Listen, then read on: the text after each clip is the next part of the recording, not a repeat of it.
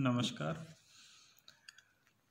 आज मैं आपके साथ इस वीडियो में बात करने वाला हूँ फैक्ट्रीज एक्ट 1948 को लेके, यानी कि कारखाना अधिनियम 1948 के संदर्भ में। देखिए, भारतीय जो संविधान है वो उसका एक भाव है कि लोक कल्याणकारी राज्य की स्थापना भारतवर्ष में की जाए, और इसके लिए ज़रूरी है कि समाज का हर वो व्यक्ति जो कि कहीं विकास के पायदान में अंतिम छोर पे खड़ा है उसको मुख्य धारा में शामिल किया जाए। और स्वाभाविकतः जो व्यक्ति अपने हार्ड मास गला के इस देश की उन्नति में अपना योगदान देते हैं उसमें मजदूर किसान विशेष रूप से उल्लेखनीय है। कारखाना अधिनियम एक ऐसा ही प्रावधान है जो उस जन कल्याण, उस लोक कल्याण की भावना की पूर्ति के लिए अधिनियमित किया गया है। वस्तुतः इसके जो प्रावधान हैं वो कहीं ना कहीं जन कल्याण की, लोक कल्याण की भावना, यानी कि उसमें काम करने वाला जो श्रमिक वर्ग है जो कहीं ना कहीं घोर गरीबी और असंगठन से पीड़ित है, उसके अधिकारों का संरक्षण किस प्रकार से किया जाए जिससे कि वो अपने आप को उपेक्षित महसूस ना समझें, इसके संदर्भ में विविध प्रावधान किए गए। जहाँ तक हिस्टोरिकल पर्सपेक्टिव की बात है तो भारत में जो पहला जो कारखाना अधिनियम था वो 1881 में पारित किया गया था, लेकिन उस अधिनियम का विस्तार बहुत अधिक व्यापक नहीं था। आप यूँ समझ सकते हैं कि पहला जो प्रयास किसी अधिनियम के द्वारा किया गया तो वो 1881 में किया गया।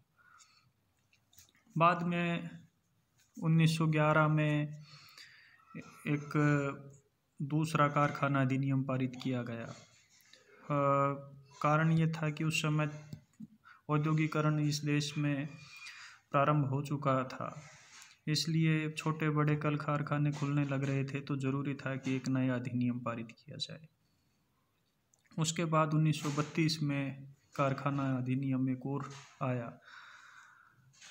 उससे पहले जो 1911 का कारखाना अधिनियम था उसमें 1923 में, 1926 में, 1931 में अनेक संशोधन, जैसा कि स्वाभाविक थे किसी भी अधिनियम में होते हैं, कि जिससे कि परिवर्तित परिस्थितियों के अनुरूप कानून का जो संतुलन है वो बना के रखा जा सके, उसके लिए आवश्यक भी होता है।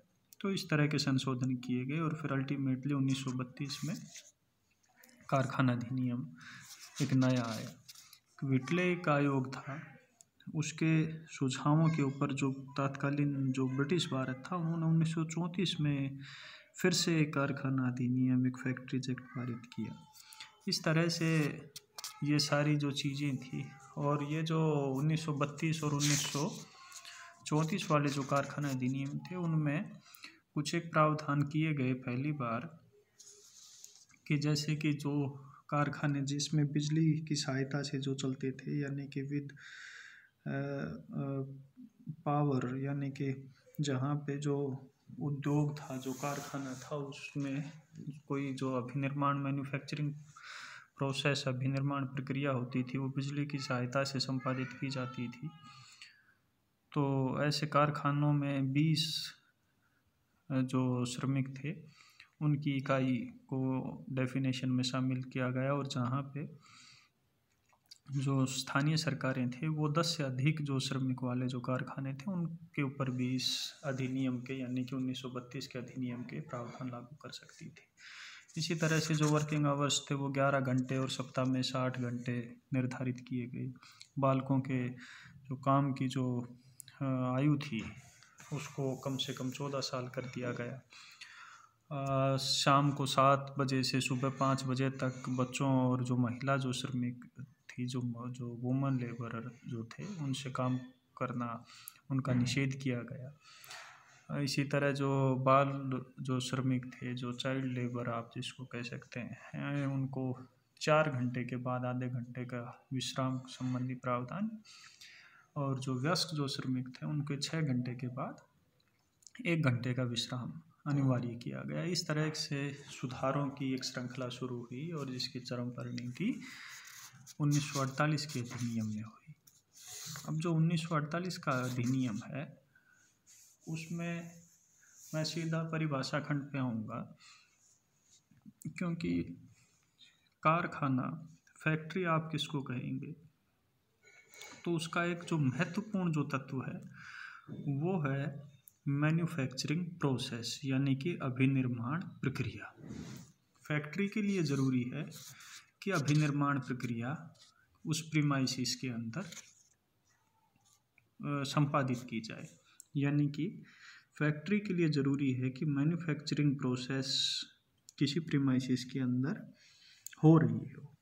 तो ज़रूरी सबसे पहला जो मुख्य जो तत्व है वो है मैन्युफैक्चरिंग प्रोसेस।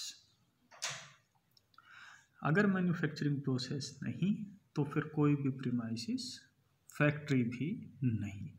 इसलिए हम समझेंगे कि मैन्युफैक्चरिंग प्रोसेस क्या होती है। देखिए, अभिनिर्माण प्रक्रिया से तात्पर्य कुछ एक क्रियाओं से है। उनकी 4-5 कैटेगरी हैं।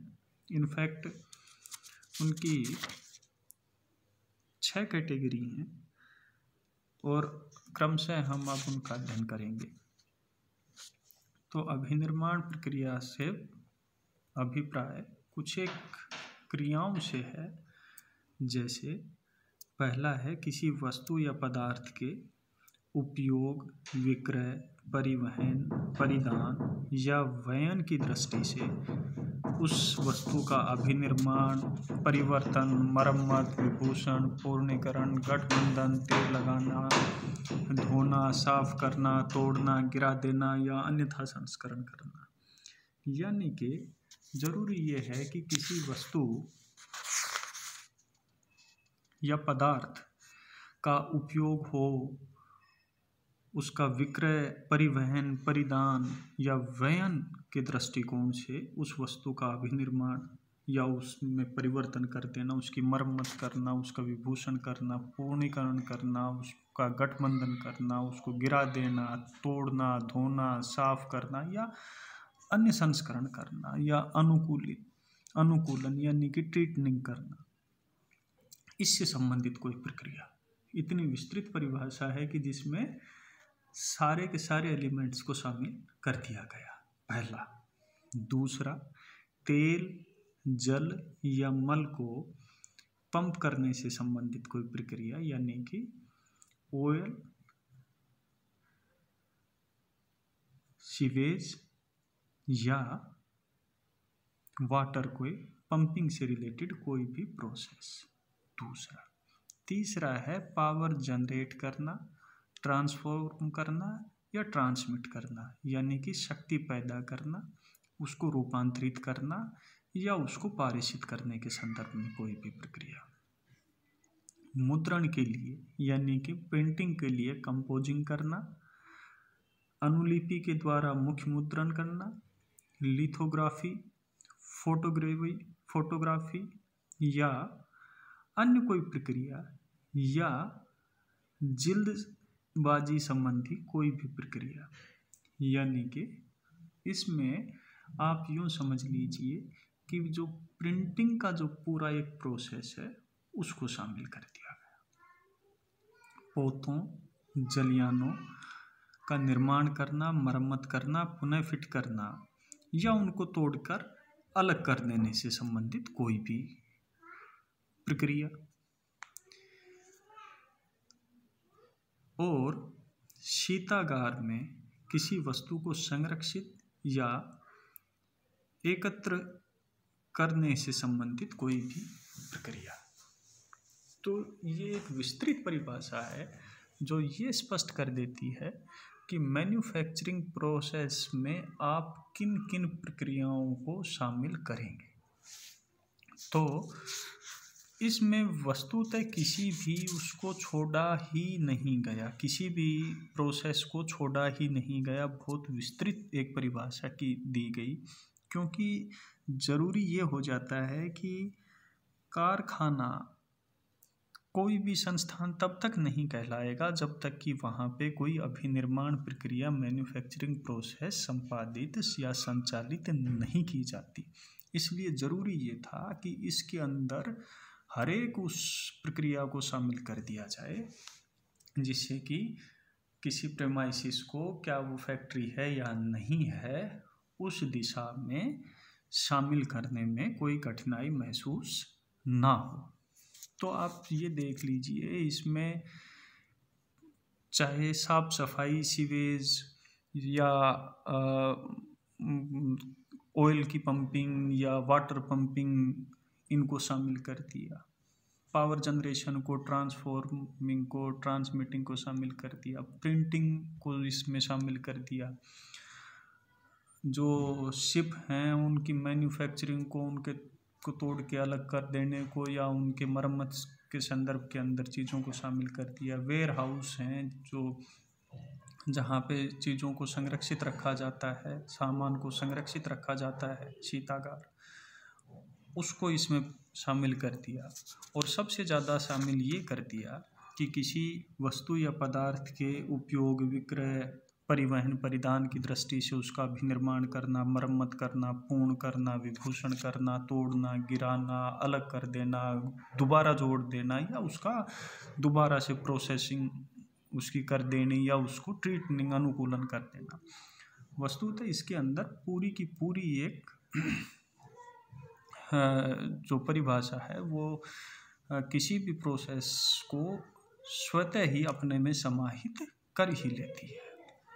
इस संदर्भ के अंदर बहुत से फेमस जो केसेस थे वो हुए, चाहे वो BP Gopal Rao versus public prosecutor का रहा हो, या फिर बॉम्बे स्टेट वर्सेस अली साहब कासिम तंबोली का रहा हो, गेटवे ऑटो सर्विसेज का रहा हो, गुजरात राज्य विद्युत बोर्ड का रहा हो, भवंडीवाला वर्सेस बॉम्बे स्टेट का रहा हो, चिंतामणि राव वर्सेस मध्य प्रदेश स्टेट का रहा हो, हमारे राजस्थान के गंगानगर का एक जो क्षेत्रीय निदेशक ESI corporation versus municipal council Ganganagar का एक केस भी इस संदर्भ में आता है। न्यू ताज महल कैफ़े बेंगलोर का एक केस आता है, इत्यादि इत्यादि। तो इस तरह के जो केसेस हैं जो कि इस मैन्युफैक्चरिंग प्रोसेस के संदर्भ के अंदर जो विविध जो पहलू हैं उनका अध्ययन हमें करवाते हैं, उसके ऊपर मैं आपसे अगले वीडियो में बात करूँगा।